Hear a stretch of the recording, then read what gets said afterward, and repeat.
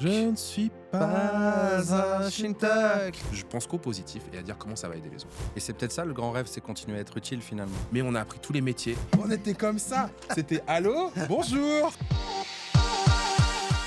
Aujourd'hui, j'ai l'honneur de recevoir un passionné, un homme qui a pris sa place dans le monde des médias avec talent et détermination. Ah, c'est toi qui le dis. Et j'ai le plaisir de dire aussi que tu as grandi avec la passion de la culture populaire, du journalisme, en commençant par la création d'un petit journal au lycée, mais on va y revenir. Très tôt, tu as cette passion pour les ciseaux, le scotch, la découpe, l'écriture. Et aujourd'hui, tu es journaliste, animateur, tu mets ta voix au service de plein de grandes causes, la diversité dans le monde aussi des médias, la culture, le vivre ensemble. Chez Rafale, je suis ravi de t'avoir parce que de la presse écrite à la télé, en passant par des projets qui te tiennent à cœur, tu bouscules les codes et toujours avec authenticité Ah, merci. et sincérité. Merci beaucoup, Anto. Avec grand plaisir, Rafale. Prêt à partager ton histoire avec nous ou pas? Grave, moi je prends ma place. Allez, prends-la. Là, je suis bien installé. Franchement, c'est cool chez vous en plus. C'est chaleureux. Écoute, tu vois, moi j'ai mis ma petite polaire, toi t'as mis ton petit pull. Ouais, j'ai mis le cardigan des familles, tu sais. Cher ami, je te propose déjà de prendre un pion, tout simplement. Je prends le bleu. Allez, le bleu. Regarde, ça match avec le petit pull justement. Ouais, il faut, Je me mets où?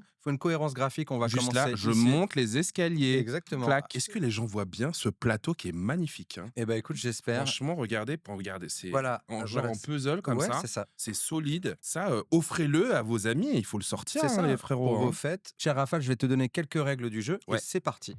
36 cases, 6 thématiques, mais aussi une case joker. Mais comment ça marche? Tu me suis? Prends soin de nous. Avec cette carte, le joueur ou la joueuse revient sur des conseils, des astuces ou moments agréables, une case soutenue par la banque postale. Prends un coup de boost, on revient sur des victoires, des réussites, où l'invité accélère, car on l'a aidé dans son parcours. Prends-en de la graine. L'invité aborde les expériences qui l'ont fait grandir et avancer en explorant les moments marquants de sa vie. Prends un stop, un obstacle, un moment de doute. On revient sur ce qui a bloqué ou freiné son parcours. Prends pas la mouche, un coup de gueule. Des sujets qui grattent ou agacent. C'est la case pour exprimer ses frustrations, ses combats. Te prends pas la tête? Celle-ci, c'est la carte chance, où on partage un moment plus léger et détendu. Prends la main, l'invité prend le contrôle du jeu. C'est lui qui choisit sa carte. Pour terminer la partie, mon invité devra atteindre la case Prends ta place. Bref, ici, personne ne perd, soit tu gagnes, soit tu apprends. Je crois que les règles sont claires à présent. Je vais te laisser jeter le dé, c'est parti. Allez, ce gros dé jaune. ça 5. part sur un 5. 1, 2, 3, 4, 5. Et on Je commence ne par... prends pas la mouche. Prends pas la mouche. La carte s'appelle HEC. Tu te décris Oh. comme un journaliste citoyen issu des HEC, hautes études Ouais. du culot. Si tu devais inventer une nouvelle école pour former les jeunes journalistes, ça ressemblerait à quoi? C'est terrible, mais ce serait super cool. Il y aurait plein de gens, en tant qu'intervenants et intervenantes, du monde associatif, du monde de l'engagement, qui viendraient, et tout un tas de collègues journalistes cool que j'ai pu rencontrer. Des jeunes aussi, enfin des jeunes, des gens qui ont vieilli maintenant. Donc déjouer les codes un peu de à quoi ressemble le journalisme, c'est-à-dire que c'est pas un monde figé. Enfin, non, la non, version non, non, Rafale, non. elle est Tu sais, open. tu m'as présenté comme journaliste et je te remercie, mais moi, j'ai pas de carte de presse. Mhm. J'ai toujours pas de carte de presse et je la demande pas aujourd'hui parce que j'ai l'impression que je fais ce travail et que j'ai pas besoin d'être validé par une commission ou par un bout de plastique qui va me dire OK, t'es légitime à aller poser des questions aux gens parce qu'on le fait et l'expérience m'a donné cette légitimité. Tu parlais de ce journal qu'on a fait un peu au bricolage quand on était plus jeune et effectivement, c'est ça. À l'époque, évidemment, quand t'as 15 piges, t'as pas de réseau, tu sais même pas que tu vas devenir journaliste. J'aurais pas pu à l'époque depuis mon HLM en banlieue de Caen, en Normandie, donc province, loin de Paris, me dire que j'allais pouvoir justement un jour être dans la télé des gens et parler à des centaines de milliers de personnes. Non, pas du tout. On a construit le truc, mais quand on a bricolé le journal, on se rendait pas compte de tout ça, mais on a appris tous les métiers. Tu parlais de découper, tout ça, parce que les gens se rendent pas compte, mais moi je viens d'une époque où l'ordinateur venait d'arriver dans les foyers des gens, c'était une blinde, et de la mise en page, on n'en faisait pas comme ça. Donc on prenait des feuilles A4, on découpait des photos dans d'autres magazines, on les collait, on écrivait les textes, ou on les écrivait à l'ordinateur, on les imprimait, on redécoupait, on recollait, et à partir de tout ça, on photocopiait. Peut-être que je raconterai ça dans cette école de journalisme, et je verrai à quel point c'est pour ça. HEC, c'était les hautes études du culot, mais c'était pour dire vraiment la débrouille. Tu vois, on y va comme à l'époque, les danseurs hip-hop, les premiers, ils mettaient des cartons, ils dépliaient des cartons et ils dansaient sur le sol dans la rue. Bah voilà, on vient de cette philosophie-là. L'école aussi du terrain, c'est-à-dire en fait on va se faire seul un peu et on va aller au culot, c'est-à-dire pousser les portes. Toi tu crois à cette dynamique-là du culot, c'est-à-dire en fait celui qui peut réussir, c'est aussi celui qui va à un moment prendre le risque de se mettre un peu en danger, en péril, genre vas-y je vais tenter ma chance. J'y croyais à 1000% à l'époque où moi j'ai commencé. Je te Hmm. parle de ça, moi j'ai 43 ans. J'ai commencé, j'avais une quinzaine d'années. Et je te dis, il n'y avait pas de perspective. Donc au départ, on y allait juste pour kiffer. Je fabriquais des journaux, je parlais dans un micro à la radio associative de mon quartier. Mais comme d'autres, aller au foot ou aller à la danse, tu vois? C'était vraiment une activité de loisir et pour pas trop galérer et pour pas dérailler non plus, quoi. De toute façon, personne nous attendait et personne vraiment nous tendait la main concrètement. On avait les MJC, on avait la bibliothèque, on avait ce genre de structure. Il faut tenter sa chance au départ. D'ailleurs, moi, quand j'ai commencé dans le milieu des médias et que je suis arrivé à Paris, j'ai tapé à toutes les portes des rédactions parce qu'à l'époque, il y avait pas d'adresse email non plus. On pouvait pas solliciter les gens par mail, par DM, par LinkedIn, tout ça, ça n'existait pas. Donc vraiment, on se déplaçait, on tapait aux portes, on disait: «Eh, je m'appelle Rafale, j'ai un projet de chronique, une démission». Les gens te regardaient de haut parce que souvent ils te connaissaient pas ou t'étais pas de leur milieu, quoi. Mais aujourd'hui, je pense qu'il y a plein de choses qui changent. Je sais pas si c'est plus facile, mais c'est plus accessible. Les outils sont plus Mmh. accessibles. On peut Mmh. tenter encore plus sa chance peut-être. Exactement, et se faire sa place justement en attendant personne. Parce qu'aujourd'hui, les usages ont changé et grâce aux réseaux sociaux, bah, tu peux te créer rapidement une communauté si tu touches ta cible. Allez, on continue, j'aime bien ce premier conseil du sage. Tac! Un petit 2. Et c'est, Prends la main. prends la main. C'est à toi Salut. de dire Ça va bien? Prends. Vous allez bien, monsieur? La main, il me lâche pas la main. Je peux choisir ce que je veux? Ouais, C'est ça? c'est ça. Du plus épicé au plus sucré. Il faut dire aux gens que avant qu'on commence la partie, il m'a dit: «Ouais, c'est du plus doux au du plus sucré au plus épicé et tout, ça peut être deep». Le gars carrément, il m'a dit: «Ça peut être deep». Ça Eh peut- bah frérot, deep! J'aime les gars de la street parce qu'ils se mettent direct en Deep, danger chez parce moi. qu'il y a moins de cartes. Comme ça, on les, tu vois? Il sait pas ce qu'il y a derrière cette carte. Attends, je m'essuie tout de suite parce que Ouais. c'est deep déjà. Tu vois? Et en plus, tu crois pas si bien dire, la carte s'appelle Khmer rouge. Oh waouh, OK. Elle est rouge. Ouais, elle est rouge en C'est plus. je sens qu'il y a les gens ont beaucoup travaillé en prod là-dessus. Exactement. Et les gens, c'est nous. Il y a pas... Le mec se croit sur l'émission télé. Il pense qu'il y a 3000 personnes derrière. Alors, la carte, prends un stop. Khmer rouge. Mmh C'est mh. l'histoire de tes parents, Mmh. l'histoire de nombreuses familles cambodgiennes. Tu me racontes? C'est terrible parce que c'est une histoire méconnue. On parle d'un génocide. Donc les Khmers rouges, c'est un moment, j'essaie de vulgariser, tu as une espèce de rébellion, de groupuscule qui se dit: «Eh, on va renverser le pays», d'ailleurs qui ont fait leurs études en France et qui sont retournés en Cambodge en disant: «Eh, il y a plein de choses à changer, on va faire un retour à la terre». C'est-à-dire que dans l'idéal, il faudrait que toutes les personnes qui vivent dans ce pays redeviennent des paysans et des paysannes et tout le monde sera égal. C'est tout le monde pareil et on mangera tous pareil. Sauf qu'en vrai, c'est pas comme ça que ça s'est passé. Donc les Khmers rouges, avec les armes, sont rentrés dans la capitale Phnom Penh en 75 et on fait croire à tous les gens qui étaient là que, tout allait mieux se passer, mais qu'il fallait vider les maisons, prendre quelques affaires et qu'on allait se bouger parce que justement, c'était au moment aussi de la guerre du Vietnam. Les Vietnamiens allaient arriver, allaient foutre la merde. Donc nous, on arrive en sauveur, allez-y. Et en fait, ça s'est transformé rapidement en régime qui allait, torturer, emprisonner, mettre au banc et éliminer celles et ceux qui rentraient pas dans le sérail et rentraient pas dans leurs projets politiques, notamment les intellectuels. C'est ça qui est fou, c'est que c'est des militaires intellectuels qui ont fomenté ce coup d'État. Donc les professeurs, les artistes, les gens qui pensent, les entrepreneurs, les gens qui font, tous ces gens-là, devaient être éliminés. Dont tes parents. Et alors, moi, mes parents, ils ont failli y passer et c'est ça qui est un truc de ouf. J'ai pas connu cette richesse, mais apparemment ma mère, si. Mon grand-père, que je n'ai malheureusement pas connu, au Cambodge, était un riche propriétaire terrien. Il avait une plantation de caoutchouc et ma mère, pardon, était hôtesse de l'air à cette époque. Elle avait, 18 ans à cette ép 18-19 ans. Elle s'est rendue compte que quelque chose n'allait pas aller puisque, tous les couloirs aériens se fermaient. Maintenant, avec quelques années, je réfléchis, je dis: «Mais quelle vivacité d'esprit!» de se dire: en fait, je pense que ça va être la merde. Donc je pense qu'il faut partir en Thaïlande, se réfugier là-bas, en attendant et on lui dit: «Ouais, mais c'est une galère et tout, comment on fait?» Et ben, elle avait des bijoux sur elle. Elle a tout échangé pour donner à des gens, des taxis, des chauffeurs de tuk-tuk, aller récupérer sa mère, sa sœur, son chéri de l'époque qui est mon papa et tous les ramener pour pouvoir bouger en Thaïlande. C'est là où je me dis: «C'est ouf» et c'est cette histoire, elle est pas tout le temps aussi grave parce qu'il y a pas des génocides partout dans le monde, mais cette violence, elle existe partout dans le monde, des gens qui doivent un moment tout abandonner Et fuir. et sans se dire: «On va revenir, après-demain, la semaine prochaine à la maison». Bah non, en fait, tu changes de pays et tu vas changer ta vie et c'est ça qui est fou. Quand t'es gamin, tu te rends pas compte de tout ça et c'est quelques années plus tard, je me dis: «Mais quel courage et quelle intelligence et quelle vivacité». Le devoir de réussite, il vient de ça aussi. Mais il vient aussi de ça, bien sûr, parce que quand tes parents sont là et encore, je te parle de ça, c'est encore une autre époque, on est dans les années 80. Mais tu es né à ce moment-là. Moi, je suis né en 1980, je suis né, à Caen, en Normandie et à cette époque-là, effectivement, mes parents, avaient décidé, bah, de nous mettre à l'école. Ils avaient bien compris qu'ils retourneraient jamais malheureusement au Cambodge, Ils que créent leur un petit nouvelle commerce. vie, ça allait être, Hérouville-Saint-Clair. Ils créent pas tout de suite un commerce parce qu'en fait, déjà, ils vivent le déclassement. Ils arrivent dans un pays qu'ils connaissent pas, une langue qu'ils parlent à peine, le Les français, préjugés qui vont avec. les préjugés qui vont avec parce que c'était, l'époque, des boat people. Et leur trouver un petit travail. Ouais, tu Ouais. vois? On a revu des clichés d'ailleurs par Oh rapport là à ça. là, frérot, Ouais. on en connaît. Mon père était prof au Cambodge. Ma mère était donc hôtesse de l'air. Elle faisait du mannequinat. Elle était danseuse pour le ballet royal du roi au Cambodge.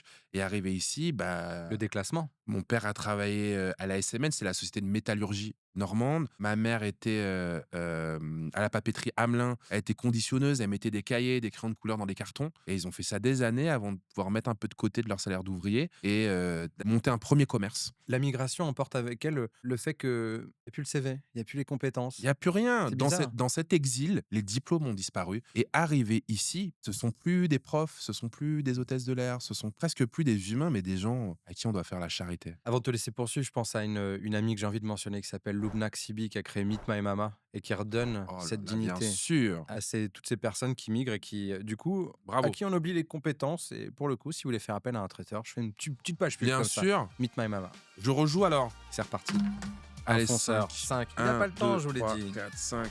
Prends pas la Ne mouche. prends pas la mouche. La carte s'appelle représentation. La télé n'est pas encore représentative de la société. Comment on change les codes? Oh là là, pas totalement. En vrai, moi, je donne des solutions, parce que j'ai un peu d'expérience maintenant, mais en vrai, c'est qu'à un moment, il faut que celles et ceux qui prennent les décisions soient déjà eux-mêmes issus de cette représentation ou connaissent à blinde et ou une empathie particulière, On soit très concerné. ouais, pour les gens qui y vivent, qui en viennent ou qui réclament plus de diversité. Changer nos décideurs Bah ouais. économiques, politiques, pour qu'à un moment, ça transpire aussi l'envie d'avoir quelque Bien chose de sûr. Et représentatif. quand je te parle puisqu'on parle de la télévision, c'est plutôt ou des médias, des gens qui, sont, responsables d'antenne, Mhm. directeurs, directrices de chaîne, responsables de programmes, parce que c'est eux qui décident à un moment Et qui qui va. produisent. Je ne décide pas moi-même, moi, Mhm. Raphaël Iem, pas encore ou parce que j'en ai pas totalement l'envie de dire, «Ah bah tiens, j'irais bien présenter, le JT de 20h. Ah voilà, bah, je vais m'installer là, je vais prendre la place de Laurent Delahousse et je vais être là». Bah non, malheureusement, ça se passe pas Ouais. comme ça. Comme on se parle cash, je Mmh. pense que tu fais partie des rares animateurs qui changent un peu les codes. Comme tu l'as dit, tu n'as pas fait d'école de journalisme, tu t'es fait un peu tout seul. Aujourd'hui, dans ceux qui ont envie de prendre leur place là-dedans, comment on peut s'accrocher à son rêve quand on se dit je me vois pas quotidiennement à la télé, je me reconnais pas là-dedans?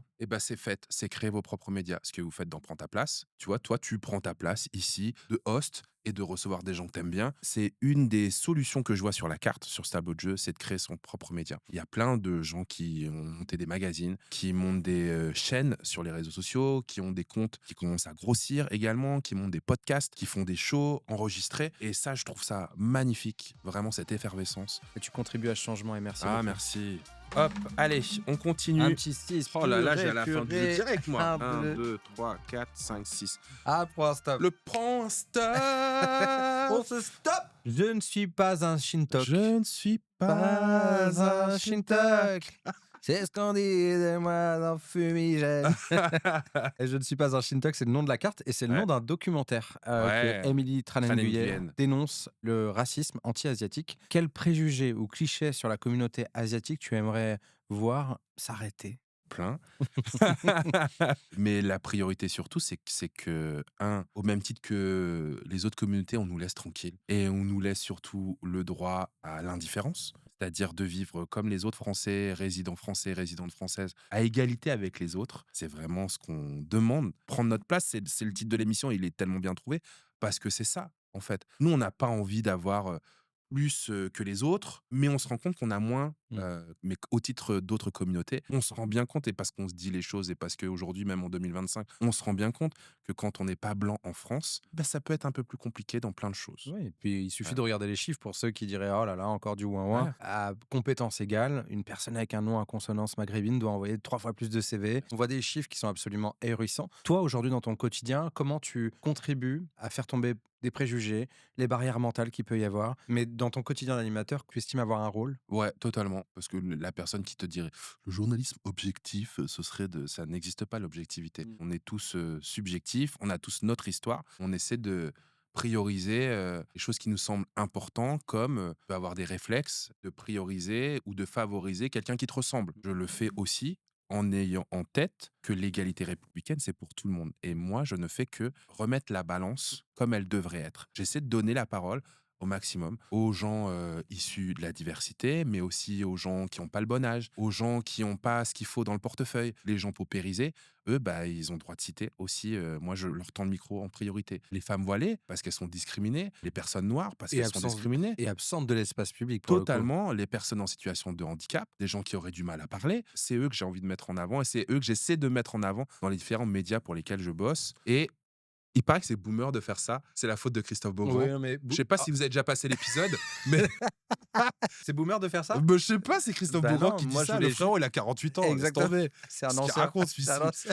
Et- Moi, je voulais te checker Allez parce voir la que vidéo avec Christophe Beaugrand. en fait, je voulais te checker parce que, tu contribues énormément justement par cette parole, en ayant conscience que dans ton quotidien, il y a quelque chose à rétablir. C'est ce déséquilibre dont tu parles et dont les médias sont malheureusement aujourd'hui une représentation peu fidèle à la Mhm. réalité. Et tu vois, dans les émissions pour lesquelles je bosse aujourd'hui, là, je fais une émission qui s'appelle Culture Box, l'émission qui devient Culture Box le show. Et ben, on essaie d'avoir un maximum, mais parce qu'on pousse aussi en programmation un maximum d'artistes qui soient pas les plus mainstream. Je parle pour ma paroisse, mais parce que j'en viens du hip-hop, par exemple, aussi bien en danse qu'en graphisme, On a qu'en reçu rap. Fémis the Scorpion que tu as reçu aussi. Mais Il est oui, incroyable. le distributeur de bonheur. C'est ça, rien que ça. C'est lui. Il est venu et lui il pétait sur les réseaux et tu te dis que dans une émission traditionnelle, c'est pas un gars que Il tu serait vois. pas venu. Un Renoir, bonnet, lunettes avec son monocycle là. Ce mec, il n'arrive pas à la télé C'est quoi. ça. Et il est venu chez nous. C'est une grosse fierté. Mais moi, j'avais une émission qui s'appelait Flash Talk à l'époque. L'idée, c'était de poser nos micros et notre plateau, notre tapis,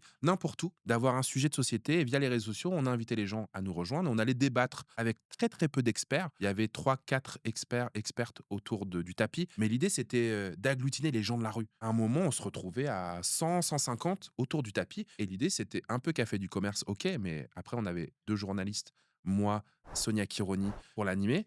Et on donnait la parole aux gens. Et moi, je ne faisais que donner la parole aux gens qu'on voyait pas à la télé. Ouais. Mais vraiment exprès, quoi. Mais tu c'est vois. bien que ça devienne une obsession et comme tu dis et pour ceux qui auraient quelques doutes, je vous invite à regarder les études sur la diversité dans les médias par l'Arcom Sûr. qui montrent cette, représentation complètement biaisée, même si les choses ont évolué, la place des femmes, le handicap qui stagne un peu, la représentation, on va dire, plus ethnoculturelle qui est un peu en berne. En tout cas, tu ouvres la partition et en ça, tu as déjà pris ta place. Mais quand même, on laisse un peu de suspense à nos participants. Un Deux. petit 2, mais Te je suis prends pas la on se tête. prend pas la On a envie tête. de chanter tous les jingles. Exactement. La carte s'appelle Nouvelle scène. Et donc, c'est des réponses un peu tac au tac. Ok. La jeune pousse la plus chaude dans tes radars. Là, tout de suite, il y a une jeune artiste qui s'appelle Sheng, elle est d'origine chinoise. Entre le rap et la chanson, elle vient de remplir la maroquinerie à Paris, avec en plus une scénographie incroyable. Malheureusement, je n'étais pas là, mais vraiment, faut aller le voir. Le créateur ou la créatrice de contenu qui a le plus de potentiel et que tu recommandes. Éléonore Berry, elle raconte son quotidien de nana qui essaie de faire des films, de raconter son histoire, de réalisatrice. Et c'est canon parce qu'elle te donne des conseils ciné, des conseils de séries à regarder. Elle te montre son quotidien de nana qui essaie de se faire son réseau aussi, Trop bien. comment elle se prend des bâches et comment est-ce qu'elle y arrive. Donc, je peux te dire que tu prends une vraie leçon de comment utiliser tes réseaux. La personnalité qui t'inspire le plus par ses engagements. C'est un collectif qui s'appelle Banlieue Climat, qui fait de l'écologie populaire au quotidien. Et vraiment, j'ai inauguré leur école à Saint-Ouen. Avec Ferris. Avec Ferris Barkat, avec Sana Saitouli, avec le rappeur Sefiu, avec Abdelali El Badawi. Ces 4 super-héros de l'engagement qui étaient déjà connus sur d'autres disciplines, j'allais dire, l'éducation populaire, l'artistique, la santé, ont réuni leurs forces en disant hey, est-ce que la priorité en ce moment, c'est pas justement le climat, notre environnement? Ils ont monté Banlieue Climat. Dans leur vague, ils ont emmené des dizaines et des dizaines de jeunes de quartiers populaires, des mamans également, et des militants plus traditionnels, maintenant qui sont en train de se dire ah ouais, en fait, on n'a pas besoin de faire pour eux, ils le font, et c'est nous qui sommes à la traîne maintenant. C'est ça, les premiers concernés qui font eux-mêmes et redonner en fait le pouvoir à ceux qui sont en première ligne et Grave. qui n'ont pas toujours les outils, pas Bien toujours sûr. les informations. Ferris dit souvent tiens, c'est marrant, on a mis des choses pour purifier l'air des athlètes, alors que nous, on vit ici toute l'année et on ne purifie pas notre C'est air. ouf ou pas. En tout cas, merci de les soutenir. Le son qui t'a donné le plus la pêche ces dernières années. Moi, je suis fan du travail d'une rappeuse qui s'appelle Meryl, le son billet. Billet. Oh là là, On va le ça, passer là. des billets de 50, des billets de 5, des billets de 10, tout ça. Englober le tout, NASA, c'est la joie. Le voyage qui t'a le plus marqué. On est parti en Asie, donc on a commencé par la Corée, parce que ma fille est vraiment tombée dans la K-culture, et elle a adoré voir ça. D'ailleurs, je suis pas le seul, parce que j'ai rencontré plein de potes là-bas, en fait. En Au fait, hasard, ça frérot, matrix. c'est fou. Au Ils hasard. sont très forts, la Je suis K-pop. tombé sur des tas de Français là-bas que je connaissais d'ici. Et puis, j'ai fait un retour aux sources au Cambodge. J'ai attendu très longtemps pour y emmener ma fille. parce Mmh. que je voulais qu'elle comprenne l'histoire de notre pays, du pays de ses grands-parents. Donc je lui ai appris quelques mots également et je l'ai beaucoup prévenu en disant: «Tu vas voir, c'est comme ci, c'est comme ça». Je pensais tout savoir, mais pas du tout, puisque ce pays est en pleine mutation et ça bouge, tu bien de toute façon, les pays, qui étaient en galère, il y a, 20 ans, aujourd'hui rattrapent leur retard d'une façon incroyable. Pour le bien, je ne sais pas, mais en tout cas, tu as tout le confort, de l'Occident et c'était incroyable de pouvoir, lui faire rencontrer cette culture aussi, la culture ancestrale, notamment des temples d'Angkor, une des 7 merveilles du monde. Mais ça, incroyable. Moi, je l'ai vu qu'en photo, mais j'aurai bientôt un jour ton privilège, cher, enfin, Ben bien je vais mettre dans ta sûr. valise. Ce que les gens ne savent pas, c'est que lui aussi il voyage et la dernière fois qu'on s'est vu avant cette émission, c'était autour du lac d'Annecy Dans une et grotte. dans une grotte et c'est chelou de dire ça. J'aurais dû commencer par dire ça. La dernière fois qu'on s'est vu, c'était dans une grotte. Mais voilà, le voyage, Annecy, ça m'a aussi beaucoup marqué parce que je suis allé rencontrer un des créateurs de contenu que j'aime beaucoup. J'aurais pu parler de lui, il s'appelle Samim Riga et je suis allé voir le frérot là-bas et lui crée tout un tas de contenus aussi sur notamment sur la diversité, sur l'empowerment, sur comment est-ce qu'on peut se dépasser. C'est amusant que tu en aies parlé spontanément. Je l'adore ce frérot. Ton plus grand rêve aujourd'hui? Alors mon plus grand rêve, mais ça fait cucu, moi je suis parrain de plusieurs associations. Le Secours populaire, parce que quand j'étais plus jeune, j'en ai bénéficié. On allait chercher des colis alimentaires. Aujourd'hui, j'ai la chance d'être un des parrains nationaux. Donc, on accompagne des centaines de milliers, voire des millions de familles. On essaie de leur donner de la lumière. Je suis à Quai du Bonheur. On va voir les enfants dans les hôpitaux. On essaie de leur amener de la joie, justement. Je suis ambassadeur d'une autre asso qui s'appelle les Pinces à linge, qui fait de l'insertion professionnelle, notamment avec du recyclage de sneakers. Eux, ils ont trouvé un truc génial de dire bah, comment est-ce qu'on pourrait leur redonner une deuxième vie. Il y a plein de projets comme ça dans lesquels je suis investi. Je pense à la dictée pour tous aussi d'Abdel Boudour. Voilà, j'ai envie de leur donner encore plus de force. Et c'est Bien peut-être ça le sûr. grand rêve, c'est continuer Ouais. à être utile finalement. Toute la force que je peux donner à mon niveau, je le fais sans penser aux répercussions, aux machins, aux trucs. Je pense qu'au positif et à dire comment ça va aider les autres. Et on le sait et merci pour ça, Ben tu non, as un grand cœur vous et faites aussi, tu non, non, sais. et c'est un Bah ouais, collectif de bien gens qui ont sûr. envie. Tous les Voilà. gens que j'ai cités là sont des gens qui ont envie et qui font. Ouais, merci pour ça. Un Non, petit mais c'est que c'est prends la main. Qu'est-ce que j'ai pas fait comme carte? Qu'est-ce que t'as pas fait? J'ai pas fait prenez soin de nous Prends soin de nous, allez, c'est parti. avec notre partenaire, la Banque Postale. La carte s'appelle Grand Cœur. Et alors, tu vois, on revient sur ça. Je me demande, est-ce que tu te sens habité aujourd'hui d'une responsabilité? Bah bien sûr, évidemment, et comme on devrait tous l'être, Hmm. parce qu'on est tous responsables les uns des autres, parce qu'on vit ensemble, parce que j'ai une visibilité médiatique, j'ai une communauté qui me suit sur les réseaux, j'ai des gens qui me regardent à la télé, j'ai des gens que je croise dans le métro, dans la rue, un peu partout en France, quand je fais mes déplacements et même dans le monde. On m'a pas mal reconnu dans le monde grâce à MTV, parce que j'y bossais. MTV, c'était une chaîne Ah oui. internationale. De fait, tu deviens un rôle modèle, comme Spider-Man, des grands pouvoirs, grandes responsabilités. Et c'est notamment celle d'alerter sur l'état du monde, d'essayer de pousser pour plus de solidarité, d'essayer de mettre en exergue les valeurs avec lesquelles tu as grandi et auxquelles tu crois, pousser des combats. Et c'est tout ça dont il est question. Et c'est pas parce que je passe à la télé avec Daphné Burki que je peux pas parler de tous ces sujets-là. Et je me dois de le faire. Et tu sais quoi, je me sentirais crasseux de pas le faire. Et merci pour ça. Et je pense Bah qu'il y non. a de nombreuses personnes Mm. qui t'écouteront et qui se diront, cet homme-là, il est courageux et il n'a pas oublié d'où il venait aussi. Bah non, et surtout pas. Tu relances le dé.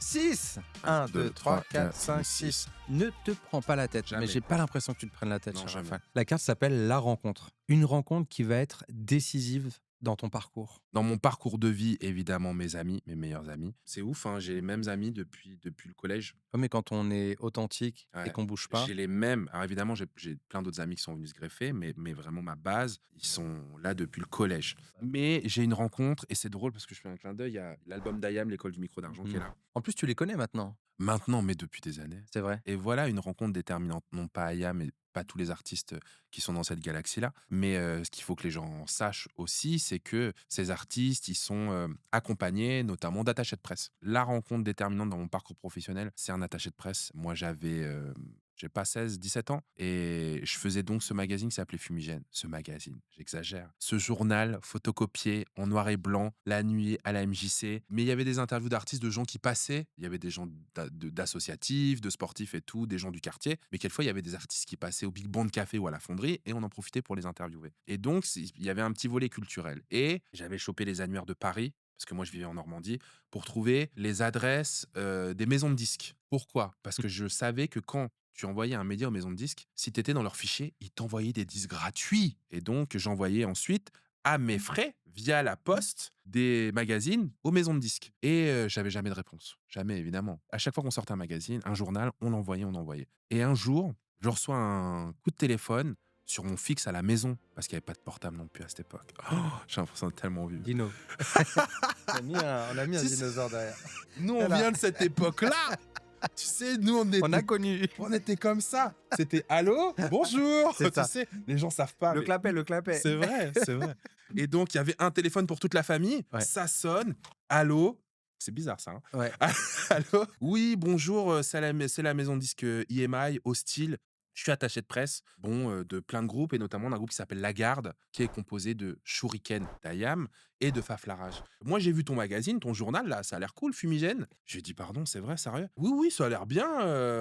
En tout cas, les questions que vous posez sont intéressantes. Moi, j'ai un plan, justement. Venez à Paris et venez interviewer La Garde. Comme ça, Ouais. on en parle vous en parlez dans le magazine. On raccroche et je me dis, ah, j'avais jamais été à Paris de ma life. J'ai embarqué mon frère OZ avec moi. On a pris des photos dans le train qui sont incroyables, que j'ai développées aussi. Et donc, on prend le métro pour la première fois. On apprend à resquier le métro aussi. Parce que vraiment, je te parle d'une époque où on n'avait pas de thunes. Hein. Donc, on était obligé de frauder, pas le choix. Mais l'occasion était trop belle d'aller rencontrer des artistes qu'on voyait en clip, comme ça, sur MTV. On était ouf. Première fois, en plus, à l'époque, les interviews se faisaient dans des hôtels. Donc, on va dans un hôtel où les gens, on était sapés. Là, t'as vu, j'ai sorti le vrai truc. Mais à l'époque, on était sapés n'importe comment. Et donc, arrivé là-bas, on nous emmène dans la salle d'interview, on rencontre ces deux stars et on pose nos questions. Et surtout, on rencontre un gars qui a fait une passe D.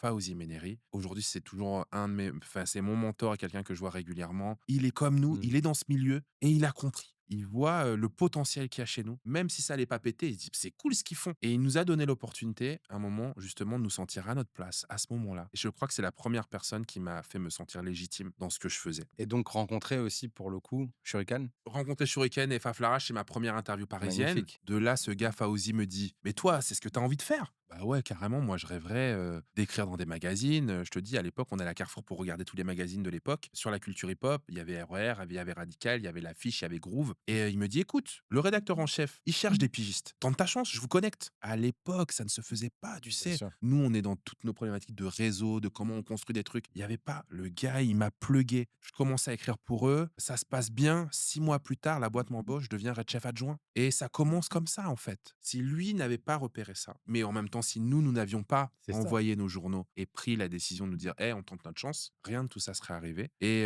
je sais pas ce que je serais devenu. Mais Je suis vraiment. sûr que t'aurais percé quoi qu'il arrive. Inch'Allah. Nananananananana. On touche du bois. Nananana. Vas-y, je te laisse poursuivre. 3. 1, 2, 3. Prends un coup de boost. Rôle modèle. Ok. Tu es nommé dans la catégorie audiovisuel et spectacle vivant de la première édition des Koi Awards, qui célèbre les femmes asiatiques et leurs alliés Ouais. Et J'étais leur- très fier de ça. et leur visibilité. En effet, dans cette fierté, il y a aussi un rôle, celui de rôle modèle. Tu le prends à cœur, ça? Quand j'étais plus jeune, je disais non, rôle modèle, c'est abusé. Mhm. Je posais cette question aux gens. Je leur posais des questions et eux-mêmes, déjà avec beaucoup d'humilité, disaient bah non, je me vois pas comme ça, j'essaie de faire de mon mieux. Effectivement, j'ai digéré leurs réponses et j'ai pas mal réfléchi à ça. Et surtout, au vu des gens qui ont besoin de rôle modèle, ils me disaient mais vous vous rendez pas compte en fait. Le fait que vous soyez dans l'écran, sur scène, que vous gagnez des médailles, que vous soyez sur le devant de la scène, vous donne la responsabilité, peut-être pas de nous représenter, mais il y a une part de nous qui est là. Et nous, ça nous rend fiers de vous voir, entre guillemets, réussir, d'être là, de briller. Ça met en confiance. Ça met en confiance et ça nous donne de la lumière aussi, ça nous motive, ça nous inspire. Et voilà, ça permet aussi quelquefois à des gens en manque de repères d'en trouver. Ça te convient. Ouais, maintenant, je Tu le prends. Je prends et je sais que c'est une responsabilité. C'est vraiment pas pour me masturber intellectuellement, mais je sais à quel point ça peut être important. Je voyais ça, j'étais en ruralité. Et là-bas aussi, tu as des caïras de ruralité. Tout ça pour te dire que c'est pas une question d'urbanité ou de campagne, tu vois, mais je pense que c'est vraiment une question de classe sociale et de gens qui avaient pas de quoi finir le mois et tout ça. Mais ils disaient, mais toi, on te voit, et ben nous, ça nous rend fiers. Parce qu'on sait d'où tu viens et on sait que ça veut dire que c'est possible. C'est Et- ce c'est possible et qui est que important. C'est possible qui est important, même si je suis pas dans le discours ouais, si on veut, on peut. Je l'ai dit ça et je sais à quel point c'est pas facile. Il y a toujours beaucoup de travail, de la chance et l'opportunité, faut la saisir. Allez, go. 6. Eh ben, ce monsieur aurait presque pu finir.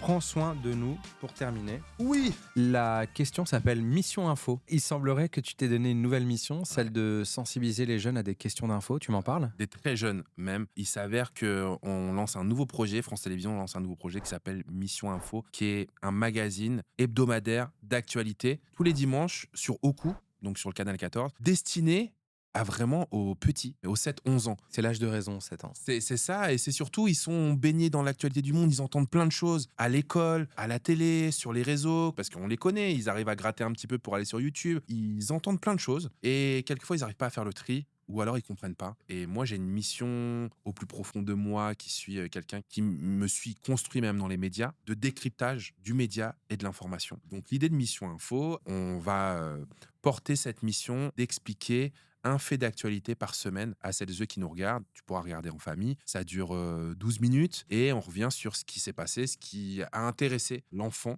ce qui s'est passé autour de lui, et on va le raconter, mais un peu à notre sauce. C'est-à-dire qu'il n'y aura pas de mots compliqués, on va essayer de parler de bonnes nouvelles, mais quand il y en aura des mauvaises, on va l'expliquer, mais avec le sourire. Et on va vous recevoir presque dans notre chambre à mission. On va partir en mission avec eux. C'est une nouvelle mission que le service public me confie, et je suis très fier de ça. T'as le bon ton, et je suis sûr que les enfants prennent Merci. un malin plaisir, et pas que, à te Ouais. regarder. On te laisse terminer. A priori, il reste le Ça dernier va, jump. regarde. Il faut que tu tires le dé. Hop. Ah, quand même.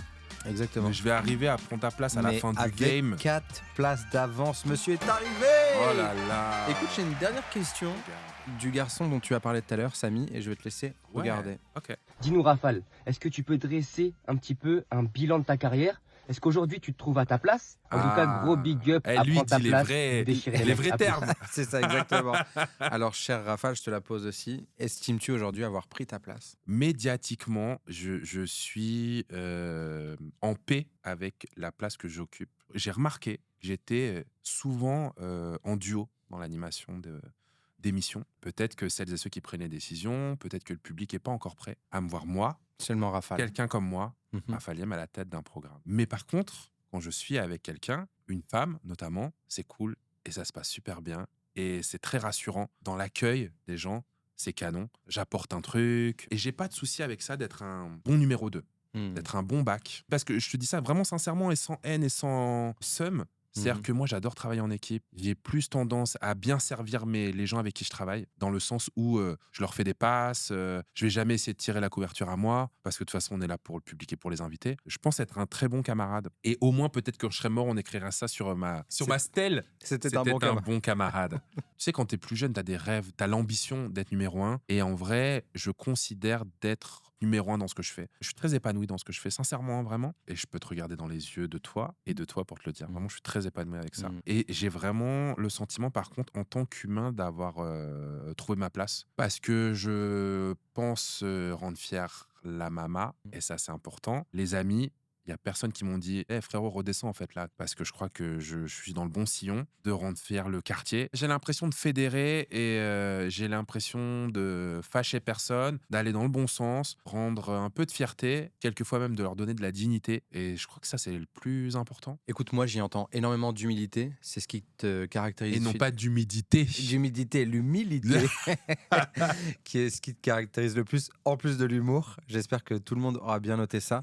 Moi, j'estime que tu as pris ta place et tu nous rends Merci, fiers, frérot. cher Rafale. Ne lâche Trop bien. rien. Et le numéro 2 va passer numéro 1 d'une chaîne. On espère que les producteurs, des gens qui créent, qui fabriquent Mais ces programmes. Je redis, moi, j'ai déjà l'impression d'être un numéro 1. Tu Exactement. vois, c'est ça. Dans le cœur des gens, je suis en numéro 1, ça me suffit. Dans le cœur des gens, numéro 1, et dans le cœur de Prends ta place aussi. Oui. Check, mon frérot. Merci Merci à beaucoup. toi. Merci, Anthony, d'avoir c'était joué à parfait. Prends ta place avec moi. On se retrouve sur les réseaux avec Christophe Beaugrand, plein d'autres, Samy Kissé. Merci encore pour Merci, la force. Anthony. Et ne lâche rien parce qu'on a besoin de toi tout là-haut.